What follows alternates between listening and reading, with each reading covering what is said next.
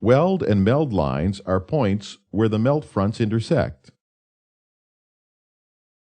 Meld lines are formed when the melt front is divided by a mold feature, such as a core pin, and then meets afterward to continue flowing. When the melt flow continues after the melt fronts meet, the intersection is called a meld line.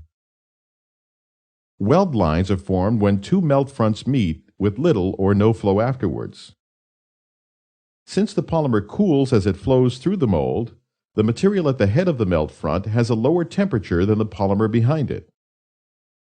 When a weld line forms, the melt fronts are typically cooler than the original melt temperature, and thus form a weakened area in the part. Meld lines are typically less problematic than weld lines. When the meld lines occur, the melt front is still flowing and therefore melted material still flows at either side of the meld line, providing greater strength.